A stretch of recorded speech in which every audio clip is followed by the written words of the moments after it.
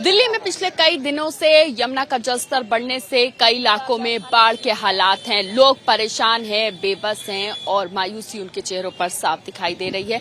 इस वक्त रिहायशी इलाकों का क्या हाल है? आज 4 दिन गुजर गए, बावजूद उसके हाल बेहाल दिखाई दे रहा है। सीधी तस्वीरें इस वक्त हम दिखा रहे हैं आपको जैतपुर इलाके से। जैतपुर का वो रिहायशी इलाका है जहां पर कई सौ लोग जो है वो रहते हैं और जरा तस्वीरें देखिए, पानी कमर से ज्यादा ऊपर है। इसमें लोगों का जाना मुश्किल हो रहा है क्योंकि इन गलियों में ये नहीं पता चल रहा कि कहाँ पे नाली है, कहाँ नाला है और कहाँ सड़क है और कहाँ गड्ढा है। और जो लोग आपको सामने से आते हुए दिख रहे हैं, ये वो लोग हैं जो कई दिनों से अपने घरों से निकल तो गए पानी आने के बाद, लेकिन बीच बीच में अपने घर जाना चाहते हैं, अपना घर देखना चाहते हैं कि उनका घर सुरक्षित है या नहीं। क्योंकि जाहिर सी बात है, ऐसे वक्त में लोगों के मन में ये डर जरूर है कि ऐसा ना हो उनके घर में चोरी हो जाए, क्योंकि कई ऐसे वाकयाएं भी हुए हैं। अब सबसे बड़ी तस्वीर आप देखिए कि वहाँ सामने से जो लोग आ रहे हैं उसमें महिलाएं भी हैं, कुछ बुजुर्ग लोग भी हैं। वो अपने कंधों पर, अपने सर पर सामान रख के लेके आ रहे हैं, क्योंकि जिस स्थिति में वो लोग अपने घर से निकले थे पानी बढ़ने के बाद, उसके बाद उनके पास सिर्फ कपड़ा नहीं था, जरूरी सामान नहीं था, तो इसी तरह से पानी में जाकर जरूरी सामान लेके आने को मजबूर हैं ये लोग। यहाँ सड़क के किनारे जहां पानी कम है वहां पर इनके घर परिवार के लोग खड़े हुए हैं, उनसे बात कर लेते हैं, क्योंकि ये वो सब लोग हैं जो परेशान हैं और सिर्फ चिंता में हैं, क्योंकि घर तो छूट गया, पानी भर गया, बहुत सारा नुकसान हो गया, खाने पीने की दिक्कतें और परेशानी हो रही है। क्या स्थिति इन लोगों की है, क्या मन में चिंता, ये जानना जरूरी है। मुझे ये बताइए कि क्योंकि अभी 3 दिन हो गए हैं, हाल बहुत ज्यादा खराब है, किस तरह की चिंता आप सता रही है? हम लोग को नींद भी नहीं आ रहा है, आंसू के अलावा कुछ भी नहीं है। सारा चीज हम लोग का हिम्मत काम नहीं कर रहा है, क्या करेंगे। मेरे तो देवर हस्बैंड फंसा था, उनकी भी नहीं भरा पा रही थी वो दिन। परसों के दिन मैं दो घंटा मैंने भटकी थी। कभी पुलिस वाले के पास में जा रहे, कभी कहूँ जा रहे, कोई नहीं बचाने वाला। ये कहा बेचारा विधायक है, वो क्या बोलते हैं इनके कांग्रेस के, वो आए तब जाके बोले, तब जाके बचा के लाए। कोई नहीं सुन रहा था, हम लोग को कोई सुनने वाला है नहीं यहाँ पर।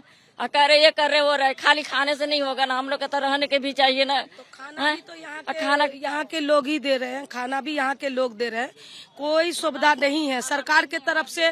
पहले कांग्रेस के राज में कम से कम तंबू पहले डल जाता था, 2 दिन पहले ऐलान भी होती थी और पहले 2 दिन पहले यहाँ डल जाता था। और ये जो टॉयलेट होता है सरकारी, वो भी हमने किसी से रिक्वेस्ट भी किया।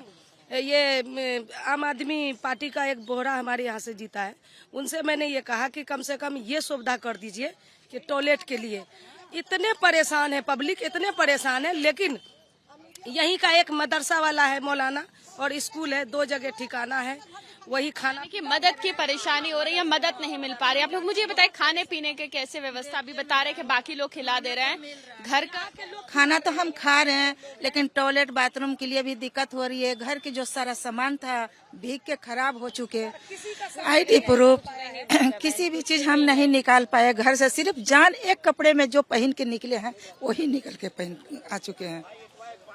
कोई सो रहा था, कोई कहीं घर में नहीं था और कोई अलाउंस नहीं हुआ।